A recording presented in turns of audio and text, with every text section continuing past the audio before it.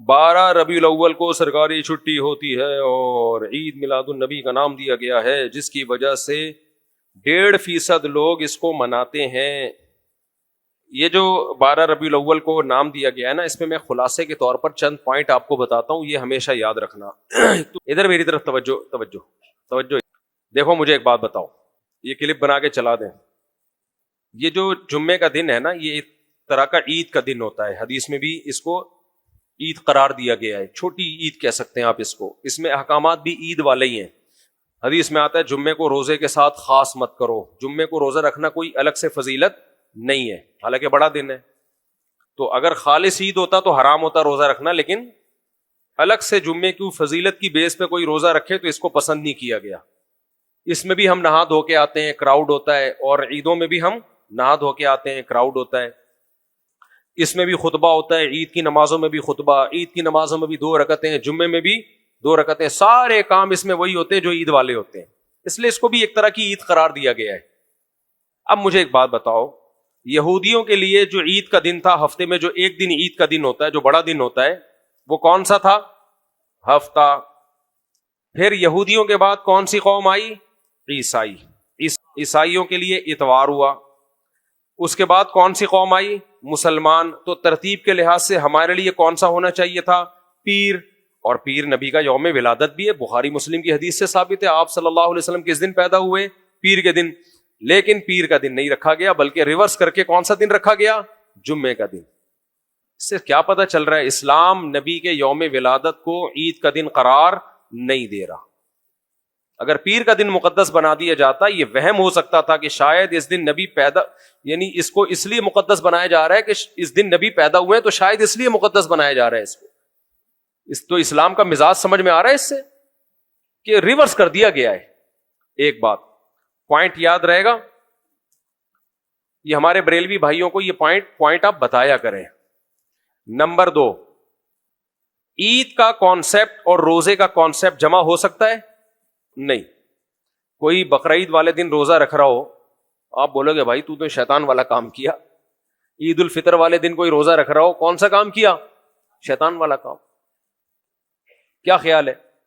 اگر پیر کا دن جو نبی کا یوم ولادت ہے، کنفرم پوری امت کا اجماع ہے، 12 تاریخ پر تو اتفاق ہی نہیں ہے، اس میں آتا ہوں ابھی، کنفرم پیر کا دن نبی کا یوم ولادت ہے، پوری امت کا اتفاق ہے، آپ نے پیر کے دن روزہ رکھا ہے، اور آپ پیر کے دن روزہ رکھا کرتے تھے اور بتایا کرتے تھے میں اس دن پیدا ہوا ہوں، تو آپ نے اپنے یوم ولادت پہ روزہ رکھ کے اس میں عید کا تصور ڈالا ہے یا عید کے کانسیپٹ کو ختم کر دیا؟ ختم کر دیا۔ پیر کے دن آپ نے روزہ رکھ کے نا بتا دیا کہ اس میں عید کا تصور، اب میرا یوم ولادت میں عید نہیں ہو سکتی، عید منا نہیں سکتے، خوشی کا دن ہے وہ جس دن نبی پیدا ہوئے تھے۔ اب وہ جو پیر ہے وہ والا پیر تھوڑی ہے جس دن پیدا ہوئے تھے، لیکن پھر بھی نبی نے اس دن روزہ رکھا۔ شاید اس میں یہ حکمت ہو کہ اس میں کچھ لوگ آئیں گے جو میرے یوم ولادت میں تہوار کا، خوشی کے تہوار کا کانسیپٹ ڈالیں گے، اس کانسیپٹ کی جڑ سے ختم کر دیا اس کو کہ نہیں ختم کیا؟ تو یوم ولادت اب اس میں عید کا تصور ختم، عید نہیں ہو سکتا وہ، اس لیے اس کو عید میلاد النبی کیسے ہم کہہ سکتے ہیں؟ تیسرا پوائنٹ، اسلام کے جتنے بھی تہوار ہیں وہ دن کی روشنی میں ہوتے ہیں۔ عید الفطر ہم کب مناتے ہیں؟ دن میں، اس میں چراغاں ہو سکتا ہے؟ بقرعید ہم کب مناتے ہیں؟ دن میں، اس میں چراغاں ہو سکتا ہے؟ نہیں، کیونکہ دن میں لائٹیں نظر ہی نہیں آتی، چراغاں ہمیشہ رات کو ہوتا ہے۔ اور غیر مسلموں کے تہوار کب ہوتے ہیں؟ رات کو۔ کرسمس کب ہوتی ہے؟ رات کو۔ اسلام میں تہوار دن کی روشنی میں ہے۔ تو ربیع الاول میں جو عید منائی جاتی ہے اس میں چراغاں ہوتا ہے، وہ چراغاں دن میں ہوتا ہے رات کو ہوتا ہے، تو اصل میں رات میں منائی جاتی ہے۔ یہ جو اسلام نے عیدوں کا تصور دیا ہے یہ دن کی روشنیوں میں ہے، راتیں عبادت کے لیے ہوتی ہیں، اسلام میں جتنی بڑی راتیں ہیں وہ عبادت کی راتیں ہیں، اور جتنے تہوار ہیں وہ دن میں۔ تو اس سے بھی پتہ چلتا ہے کہ جبکہ یہ منائی جاتی ہے رات میں، یعنی زیادہ جو چراغاں ہوتا ہے جس کو منانا کہتے ہیں تو رات میں ہوتا ہے۔ اس سے بھی پتہ چلتا ہے کہ اس میں عید کا کانسیپٹ ڈالنا یہ اسلامی تعلیمات کے خلاف۔ چوتھا پوائنٹ دنیا میں کسی بھی مذہب کا جو تہوار ہوتا ہے نا، تو اس مذہب کے اس تہوار والے دن اس مذہب میں جتنے بھی فرقے ہیں کسی کا اختلاف نہیں ہوتا، ہر طرح کے لوگ اسی دن ایک ہی دن مناتے ہیں وہ، حتیٰ کہ جو مذہب کو فالو کرتے ہیں وہ بھی، جو مذہب کو فالو نہیں کرتے وہ بھی۔ ہندوؤں کی ہولی جب آئے گی تو ہندوؤں میں جو لبرل ہیں، جو مذہبی لوگ نہیں ہیں، وہ بھی ہولی منائیں گے اسی دن، مبارکباد۔ کرسمس کو دیکھ لو، آسان مثال ہے، عیسائیوں کی کرسمس 25 دسمبر کو ہوتی ہے۔ عیسائیوں میں ایتھیس بھی ہیں، لبرل بھی ہیں، سیکولر بھی ہیں، لیکن کرسمس پہ سارے جمع ہو جاتے ہیں۔ پوری دنیا میں عیسائیوں کا تہوار کا ایک دن ہے، چاہے جتنے فرقے ہوں، اس کو کیا کہا جاتا ہے؟ کرسمس۔ عملی طور پر شاید کوئی 2-4 لوگ اختلاف کریں، بہت مائنورٹی میں، وہ ایک الگ بات ہے۔ پوری دنیا عیسائیت کرسمس پہ کیا ہو جاتی ہے؟ جمع۔ یہودیوں کا بھی ایک دن، ہندوؤں کا بھی ایک دن، سکھوں کا بھی ایک دن۔ اگر عید میلاد النبی مسلمانوں کا تہوار ہوتا، پوری دنیا کے مسلمان اس تہوار کو مناتے۔ یہ کیسا تہوار ہے کہ پاکستان میں منایا جا رہا ہے، سعودی عرب میں نام و نشان بھی نہیں ہے اس تہوار کا۔ آپ سعودی عرب جاؤ، پتہ ہی نہیں چلے گا۔ میں ملیشیا تھا 12 ربیع الاول کو، ملیشیا میں پتہ ہی نہیں چلا کہ آج تہوار ہے، کچھ بھی نہیں۔ پورے ملک، بہت سے ملک ایسے، بلکہ زیادہ تر کنٹریز تو ایسے ہیں جس میں ہے ہی نہیں۔ زیادہ زور شور انڈیا، پاکستان، بنگلہ دیش میں ہے۔ تو یہ کیسا تہوار ہے کہ یہ 3 ملکوں میں منایا جا رہا ہے، باقی پوری دنیا خاموش۔ اچھا، جن 3 ملکوں میں منایا جا رہا ہے ان میں بھی ایک علاقے، ایک شہر میں کہ کسی علاقے میں منایا جا رہا ہے، شہر کے اسی دوسرے علاقے میں نہیں منایا جا رہا۔ کھارا در میں زور و شور سے منایا جا رہا ہے، پٹیل پاڑا میں نہیں منایا جا رہا یا کم منایا جا رہا ہے۔ ڈیفنس میں بہت ہی کم، جتنے ایجوکیٹڈ علاقے اس میں، ملیر کینٹ میں تو بہت ہی کم، جتنے ایجوکیٹڈ علاقے ان میں بہت کم ہے، اور زیادہ تر پسماندہ علاقوں میں منایا جا رہا ہے۔ یہ کیسا تہوار ہے بھائی؟ تہوار پہ تو پوری قوم اکٹھی ہوتی ہے۔ یہ کیا بات ہے؟ کھارا در میں منایا جا رہا ہے، ناظم آباد میں نہیں منایا جا رہا، گلشن اقبال میں نہیں منایا جا رہا، اورنگی ٹاؤن میں منایا جا رہا ہے تو لسبیلا میں نہیں منایا جا رہا، لسبیلا میں منایا جا رہا ہے تو اورنگی ٹاؤن میں نہیں منایا جا رہا۔ یعنی ایک ملک میں بھی ہر جگہ نہیں منایا جا رہا۔ پھر جس علاقے میں منایا جا رہا ہے وہاں بھی ہر گھر میں نہیں منایا جا رہا، ایک گلی میں منایا جا رہا ہے، دوسری گلی میں خاموشی۔ پھر جس گلی میں منایا جا رہا ہے اس میں بھی ہر افراد میں نہیں، ایک گھر میں بتیاں لگی ہوئی ہوں گی، دوسرے گھر میں کوئی ایک لائٹ بھی نہیں جل رہی ہوگی، ایک گھر سجا ہوا ہوگا دلہن کی طرح، دوسرا گھر۔ تو یہ تہوار کی یہ علامت نہیں پائی جاتی اس میں، کیونکہ تہوار ہوتا ہر گھر میں منایا جاتا، پوری دنیا میں منایا جاتا، ہر علاقے میں منایا جاتا۔ تو اس سے پتہ چلتا ہے یہ کسی خاص طبقے کا تہوار ہے، امت مسلمہ کا تہوار نہیں ہے۔ 5ویں بات یہ کہ تہواروں کی ڈیٹ میں کبھی اختلاف نہیں ہوتا۔ جیسے 1 شوال ایک تہوار ہے ہمارا، اس کی ڈیٹ میں کوئی اختلاف ہے؟ رمضان گزرتے ہی 1 شوال کو ہم کیا مناتے ہیں؟ عید۔ اس میں اختلاف ہے، کیونکہ مذہب نے اتنا واضح طور پر اس کو ایکسپلین کر دیا ہوتا ہے تاکہ پوری قوم کو پتا ہو کہ یہ والا دن ہے، کیونکہ تہوار ہے نا، ورنہ وہ اجتماعیت ہو نہیں سکے گی نا، اجتماعیت ہو نہیں سکتی اس میں۔ تہوار کا جو اس کی مشروعیت کا جو مقصد تھا وہ مقصد ہی فوت ہو جائے گا۔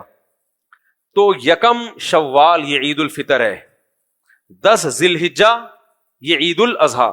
اس میں تو اختلاف ہو جاتا ہے کہ کل 1 شوال ہے یا نہیں ہے، پشاور میں ایک دن پہلے، کراچی میں ایک دن بعد، لیکن ہوگی وہ 1 شوال ہی۔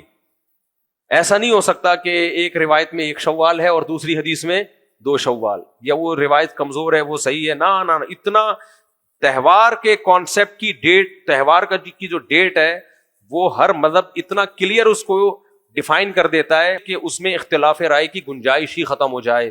جبکہ 12 ربیع الاول میں جو 12 تاریخ ہے جس کو لوگ منا رہے یہ کہہ کے کہ نبی کا یوم ولادت ہے، اس 12 کے لفظ میں اختلاف نہیں، اچھا خاصا اختلاف ہے کہ یہ ہے بھی کہ نہیں ہے۔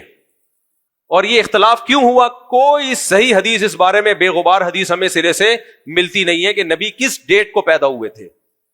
تو اگر اسلام نے اس کو تہوار کا دن بنانا ہوتا تو اسلام کے ذمے تھا اس کی تاریخ محفوظ کرتا، اسلام نہیں آئی۔ دیکھو بات سمجھ میں، دیکھو 1 شوال اسلام چاہتا تھا کہ مسلمان عید الفطر منائیں، چاہتا تھا کہ نہیں؟ تو اسلام نے اس کی ڈیٹ میں کوئی کنفیوژن رکھی؟ تمام احادیث تمام فقہا، یعنی نبی نے اتنے واضح طور پہ اس کو ایکسپلین کیا صحابہ نے کہ پوری امت کا اجماع، شیعہ ہو، سنی ہو، حنفی ہو، شافعی ہو، مالکی ہو، حنبلی ہو، دیوبندی ہو، بریلوی ہو، اہل حدیث ہو، بھائی عید ایک شوال کو ہوگی. ہاں وہ چاند کے اختلاف کی وجہ سے ایک شوال ہے یا نہیں ہے وہ ایک الگ ٹاپک ہے، لیکن تاریخ سب کے یہاں کیا ہے ایک. کیوں اسلام نے کنفیوژن رکھی نہیں؟ اتنی صحیح حدیث ہے اس میں. اسی طرح 10 ذی الحجہ کیا ہوگی؟ دیکھو 9 ذی الحجہ کو حج ہوتا ہے. اب اگر کسی حدیث میں 9 تاریخ آ رہی ہوتی حج ہوتا ہے، کسی میں 8 آ رہی ہوتی، کسی کی میں 7 آ رہی ہوتی، کسی میں ہوتا 9 محرم ہے، تو حج کا جو مقصد ہے کہ پوری دنیا عرفات میں جتنے بھی مسلمان ہیں لاکھوں، وہ عرفات کے میدان میں ایک ہی دن میں جمع ہو. یہ کانسیپٹ رہتا باقی یہ حکمت حاصل ہوتی نہ. حنفی لوگ بولتے ہیں اب اصل میں تو ہمارے رائے میں وہ حدیث زیادہ صحیح ہے جس میں 9 محرم ہے، تو ہم کو 9 محرم کو حج کر رہا ہوتا. شافی لوگ بولتے ہیں کہ تم جو روایت کو ترجیح دے رہے ہو اس میں فلاں راوی کمزور ہے، تو ثقہ راوی کے جو اگر دیکھا جائے دلائل کی دنیا میں تو جو 11 ذی الحجہ ہے وہ والی حدیث زیادہ صحیح ہے. کتنا اختلاف پڑ جاتا ہے نا اس میں، لیکن اسلام نے اتنی صحیح احادیث میں یہ مضمون آ گیا، تواتر کے ساتھ آ گیا کہ یہ اس میں کنفیوژن چھوڑی نہیں، تاکہ ایک دن میں لوگ جمع ہوں عرفہ کے دن. اور وہ کون سا ہے؟ 9 ذی الحجہ. تو جتنے بھی بڑے دن ہوتے ہیں نا جن میں کوئی مخصوص عبادت، اجتماعی عبادت ہوتی ہے، جہاں انفرادی عبادت ہے وہاں ہے. جیسے لیلۃ القدر کون سی رات ہے؟ اس میں کنفیوژن ہے، اس میں حکمت ہے کہ بھائی پوری ڈیٹ نہ بتاؤ، کیونکہ یہاں اجتماعی عبادت نہیں ہوگی. لیلۃ القدر میں کون سی عبادت ہوگی؟ انفرادی. تو اس لیے بعض روایتوں میں 25 ملتا ہے، بعض میں 27 ملتا ہے. بھائی انفرادی ہے نا، اس بہانے پورا عشرہ جاگ لو.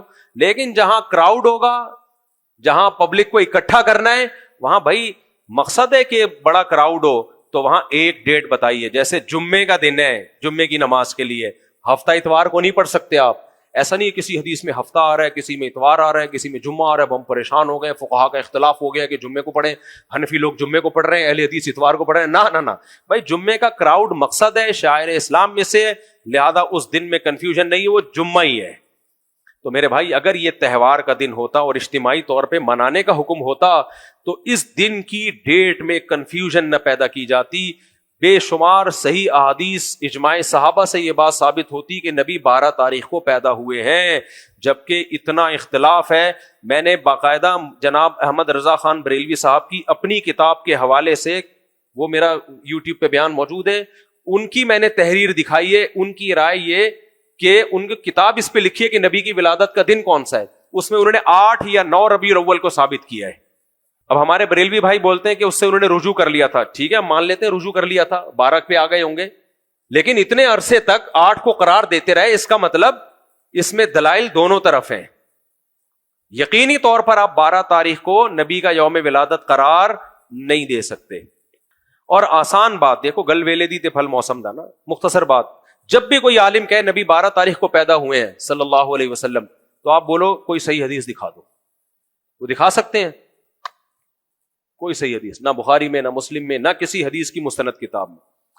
ترجیحات ہیں. بعض علماء نے کہا کہ یہ زیادہ بہتر معلوم ہوتی ہے، دوسرے کے مقابلے میں یہ حدیث زیادہ قوی ہے. تو دوسرے کے مقابلے میں قوی ہونے کا مطلب یہ نہیں ہوتا حدیث صحیح ہے، مطلب یہ ہوتا ہے کہ دوسری اس سے بھی کمزور ہے.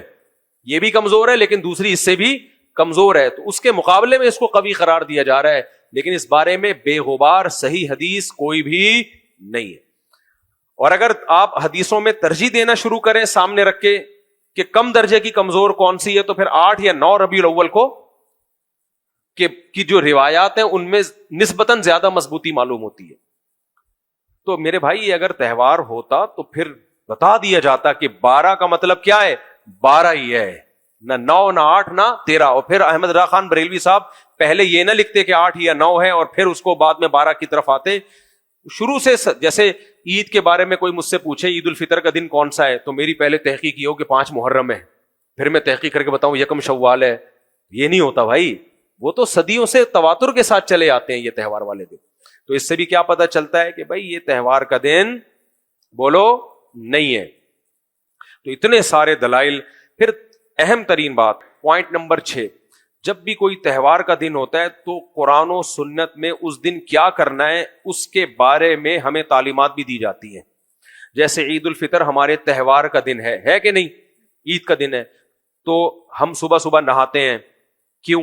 گورنمنٹ نے کہا ہے ہمیں. ہمیں حدیث میں بتایا کہ اس کو کیسے منانا ہے. صبح صبح نہاؤ, سب سے اچھا کپڑا پہنو. یہ کہاں سے ثابت ہے؟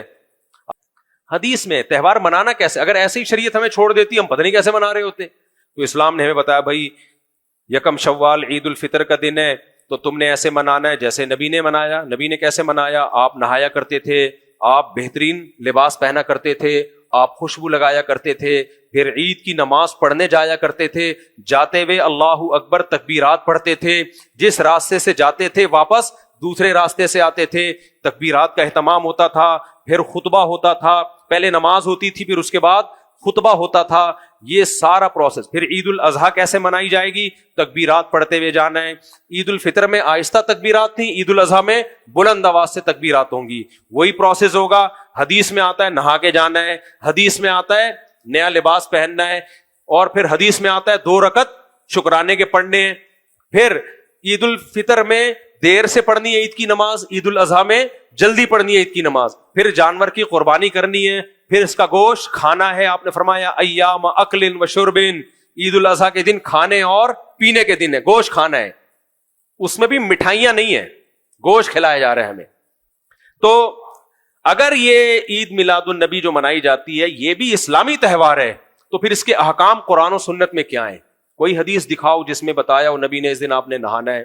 کوئی حدیث دکھاؤ جس میں نبی نے بتایا ہو کہ اس دن آپ نے اچھے کپڑے پہننے ہیں, اس دن کیا پکانا ہے. دیکھو اس عید الفطر میں کیا کھانا ہے. آپ عید کی نماز سے پہلے کچھ تھوڑا سا میٹھا کھایا کرتے, تو میٹھا کھجور, مٹھائی نہیں, وہ کیا ہوتی تھی؟ کھجور. عید الاضحیٰ کیسے منانا ہے؟ گوشت کھا کے. عید الفطر میں کھجور اور عید الاضحیٰ میں گوشت. ایک ایک چیز کو ایکسپلین کر دیا. اور دونوں دنوں میں روزہ کیا کر دیا؟ حرام. 12 ربیع الاول کو تو روزہ حرام نہیں ہے.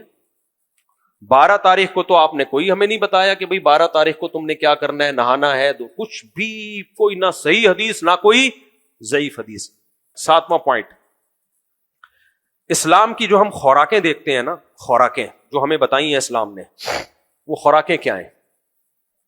تہواروں میں جو خوراکیں کھلائی جا رہی ہیں ہمیں, عید الفطر کے دن ہمیں کھجور, جو صحت کے لیے انتہائی مفید. دیکھو اگر میں آپ کے سامنے رسگلے کے ڈبے لا کے رکھوں, میری بات کی طرف توجہ ہے یا نہیں ہے؟ دیکھو مٹھائی کا اتنا رسگلوں کا ڈبہ میں نے آپ کے سامنے لا کے رکھا, آپ مٹھائی کھا رہے ہو. ڈاکٹر خوش ہوگا یا ڈاکٹروں کو ٹینشن ہوگی؟ بولو. جتنے بھی ہیلتھ والے ہیں ان کو کیا ہوگی؟ ٹینشن. بولے آپ لوگوں کی صحتیں کیا کر رہے ہو؟ خراب. لڈو کھلا, کیونکہ ڈاکٹر سارے مٹھائیوں کے خلاف. ہمارے حضرت تو اتنے خلاف تھے, مٹھائی کھاتے ہی نہیں تھے, میں پھر بھی کھا لیتا ہوں. لیکن ڈاکٹر مجھے برا بلا نہیں کہیں گے, بولیں گے یار نہیں یار مٹھائیوں کی دکانیں بھی کھلی ہیں, چل بھی رہی ہیں سب کچھ, لیکن میں اگر اس پہ مذہب کا لیبل لگا دوں کہ کھاؤ, کیا کھاؤ؟ لڈو کھاؤ, مٹھائی کھاؤ, اور میں بولوں سنت ہے, اب یہ اسلام پہ اضافہ ہو گیا کہ نہیں ہو گیا؟ اسلام لوگوں کی صحت میری طرف منسوب نہ کرو, اپنی ذمہ داری پہ برباد کرو, تاکہ وہ مرے تو اسلام کو برا بلا نہ کہے. کیا خیال ہے بھائی؟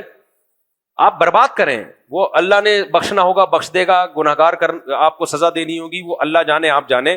لیکن اسلام کے کھاتے میں اگر آپ یہ مٹھائیاں لڈو ڈالو گے, اور بریانیوں کی دیگیں جو بریانی فل کارب ڈائٹ میں آتی ہے, ٹھیک ہے نا, اور زردے, چلو بریانی تو پھر بھی ایک اس میں کارب کم ہے, زردہ تو فل کی مٹھاس سے چینی سے بھرا ہوا ہے. یہ آپ کی فزیکل فٹنس کو ٹھیک کرے گا یا بیڑا غرق کرے گا؟ عید الفطر کے دن نبی نے کھجور کو استعمال کیا. ہم اگر شیر بنا کے کھاتے ہیں, کھائیں بھائی, آپ خوشی کا دن ہے کھائیں, اس شیر سے ہمارا شوگر کا لیول بڑھے گا, موٹاپا آئے گا, تو اسلام کے کھاتے میں نہیں جائے گا. اسلام کہے گا اس نے عید کو منایا ہے اخپل طریقے سے, اس کی مرضی. بھائی ہم نے تو کھجور کا بتایا تھا, کھجوریں کھا لیتا, صحت اچھی ہوتی, آئرن, میگنیشیم, کیا کیا چیزیں کھجور میں بھائی بھری ہوئی ہیں تمام منرل سے, لال سرخ ٹماٹر کی طرح بن جاتا. لیکن ہم زردے بھی کھاتے ہیں عید الفطر کے دن, اسلام کے کھاتے میں ہم اس کو بولو نہیں ڈالتے. اسلام نے جو کیا وہ کیا کیا؟ پیغمبر نے کھجور کھا لی. بھائی میری طرف سے کھجور کی پرمیشن ہے, یہ کھجور کی کوئی چیز بنا کے کھا لو, اتنا میٹھا الاؤ ہے. باقی جو آپ پھوڑ پھاڑ رہے ہو میٹھا دیگیں ٹھیگیں, یہ اسلام کے کھاتے میں آپ نہیں ڈال سکتے. ہم بھی کھاتے ہیں, آپ بھی کھاتے ہیں, لیکن اسلام کی طرف منسوب نہیں کرتے. عید الفطر, یہ جو عید میلاد النبی میں نبی کی تو کوئی تعلیمات ہے نہیں اس کی ہمیں کیا کرنا ہے, کیونکہ نبی کی نظر میں ہے ہی نہیں ہے عید کا دن.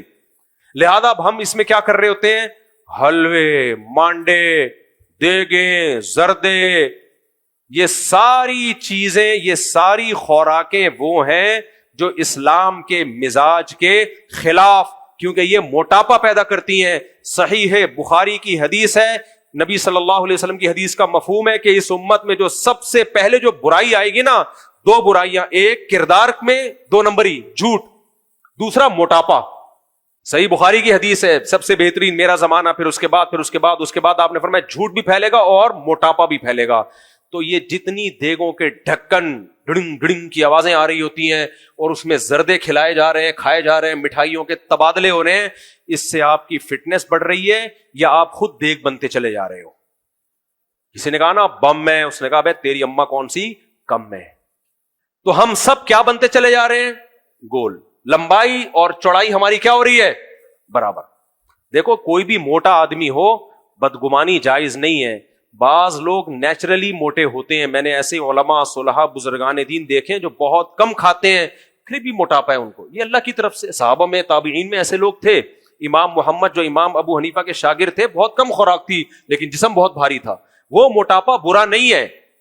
کون سا موٹاپا برا ہے, حلوے مانڈے پھوڑ کے جو موٹاپا آتا ہے, جہاں مٹھائی دیکھی ہاتھ بڑھا لیا, ادھر سے ایک لڈو میری طرف سے, ایک رسگلہ میری طرف سے, ایک گلاب جامن میری طرف سے, ایک دیگ میری طرف سے. پھر بھی کھاؤ یار, آپ جاؤ, آپ کا موٹاپا جانے.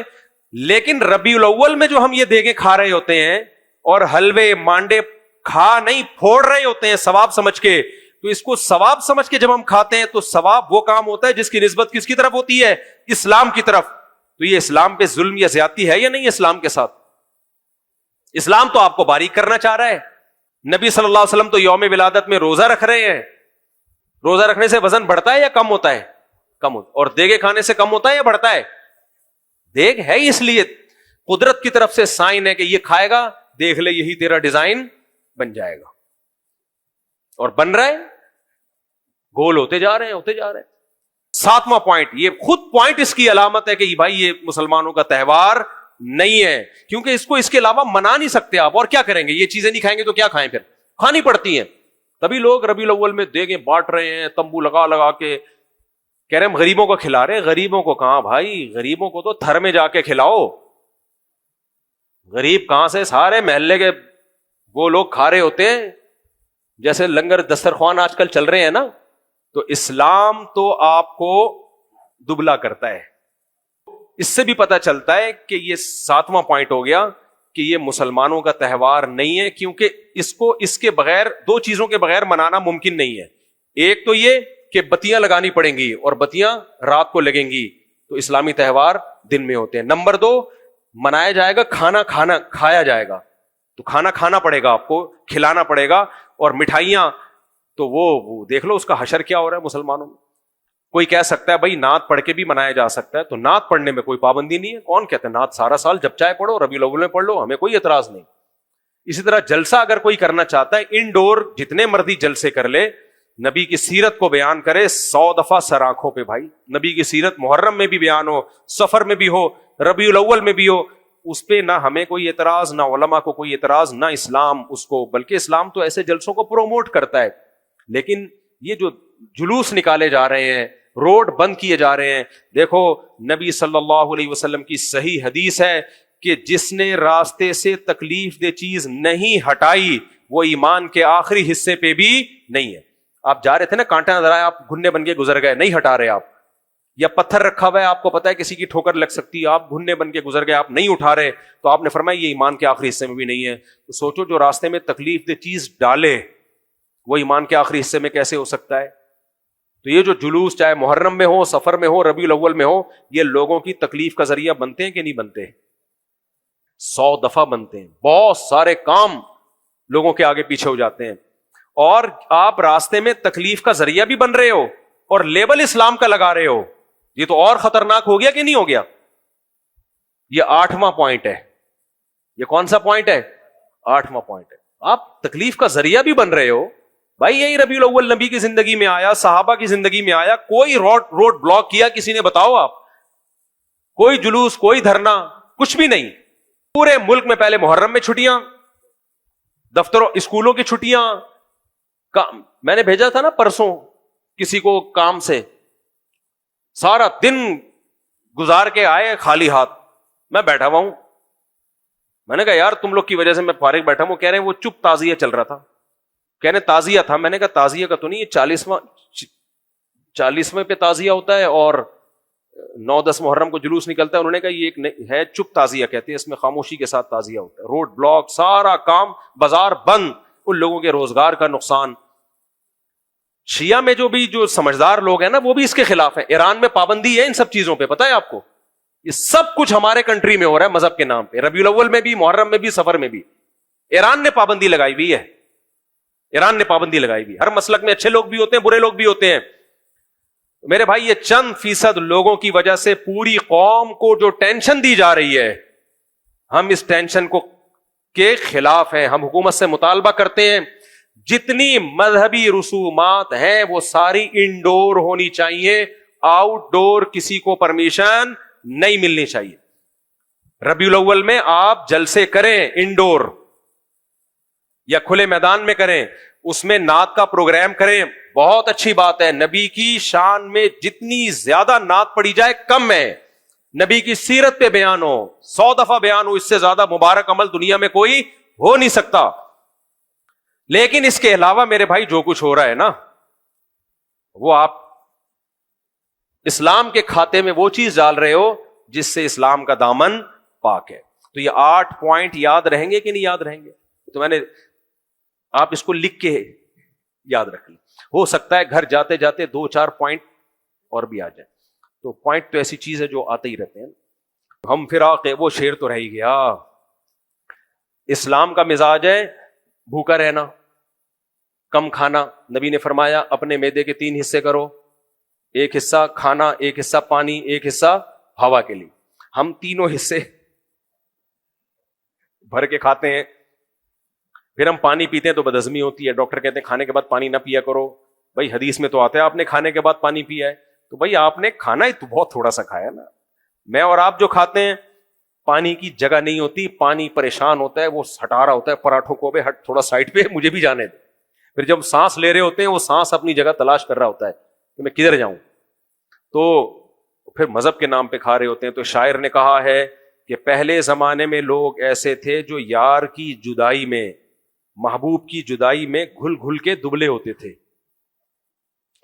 گھل گھل کے کیا ہوتے تھے؟ ایسا ہی ہے نا, آپ کو کسی سے محبت تھی, وہ بچھڑ گیا تو آپ اس کی یاد میں دبلے ہو جاتے ہو. لیکن یہ کیسا محبوب ہے کہ آپ اس کی یاد میں دبلے ہونے کے بجائے روز موٹے ہوتے جا رہے ہو. فراق یار یعنی یار کی جدائی میں. تو ہم نبی کی محبت میں دبلے ہونے کے بجائے روز بروز موٹے ہوتے چلے جا رہے ہیں. تو اس پہ شاعر نے کہا ہم فراق یار میں گھل گھل کے ہاتھی ہو گئے. اتنے گھلے رستم کے ساتھی ہو گئے, رستم پہلوان بن گئے. یعنی گھل کے گھٹنے کے بجائے ہم لوگ کیا ہو رہے ہوتے ہیں؟ بھائی یہ غلط ہے. نیچرلی کوئی قدرت کی طرف سے موٹا ہو تو وہ الگ بات ہے یار.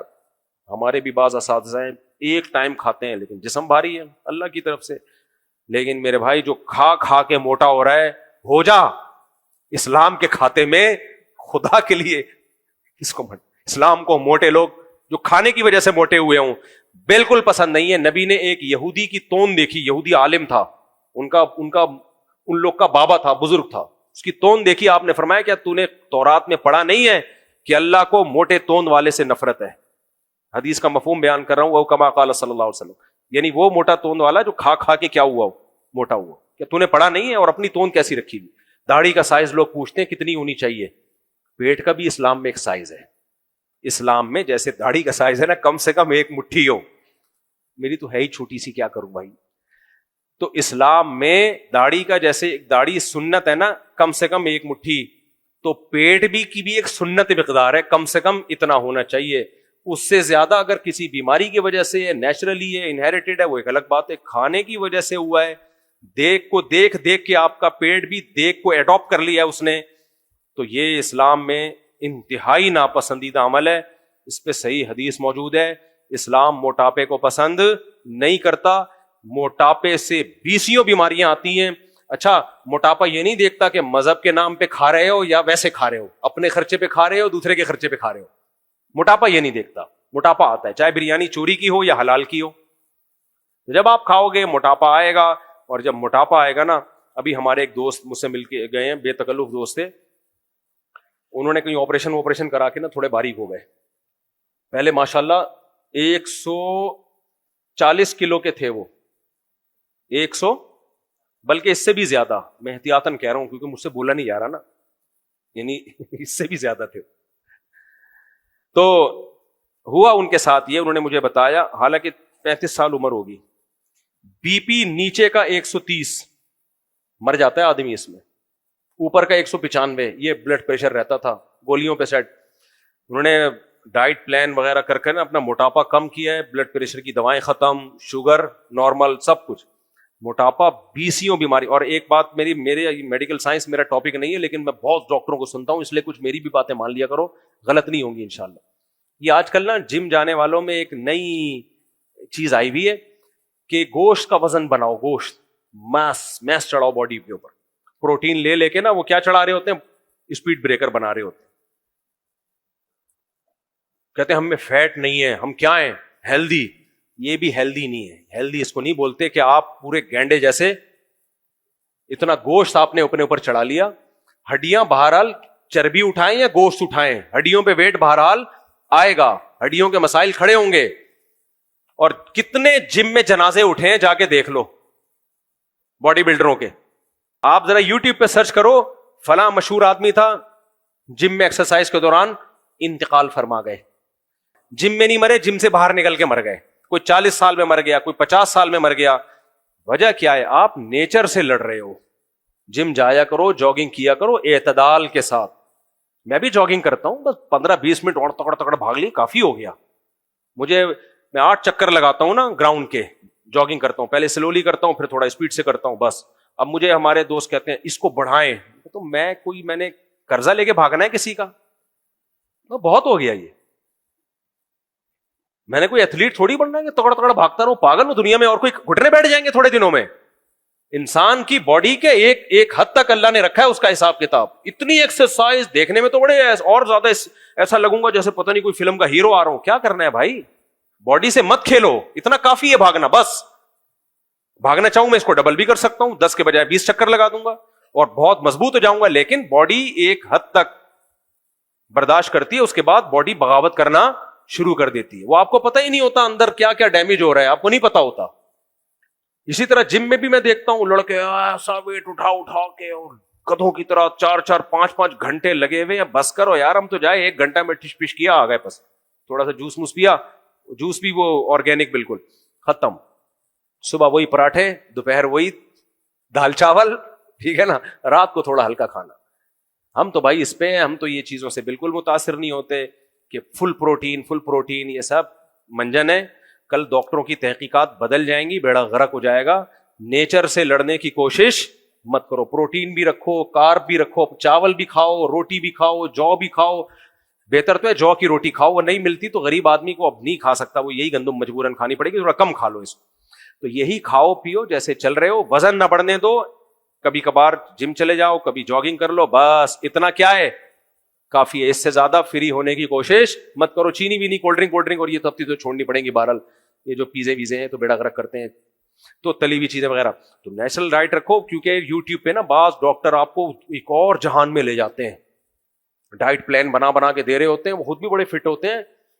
کسی بھی وقت ان کی اطلاع آ جائے گی, ذہن میں رکھنا, کسی بھی وقت اطلاع آ جائے گی کہ حضرت دنیا سے چلے گئے. مائیکل جیکسن سے زیادہ فٹ باڈی کس کی ہوگی؟ ایسا انا للہ ہوا اس کا, 50 سال میں لیٹا ہے, صبح اٹھا ہی نہیں.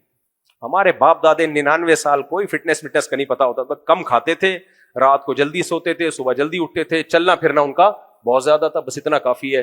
تو اس سے زیادہ نہیں. اس سے زیادہ آپ جو کھا رہے ہیں, اس سے کم کھانا بھی ٹھیک نہیں ہے, یعنی کارب چھوڑ دینا بالکل, اور اس سے پھوڑنا پھاڑنا جو دیگوں کے نام پہ ہو رہا ہے یہ بھی ٹھیک نہیں ہے. شعر سنا رہا تھا, ہم فراق یار میں گھل گھل کے ہاتھی ہو گئے. ہاں میں بات ہی کر رہا تھا وزن کو مینٹین رکھو.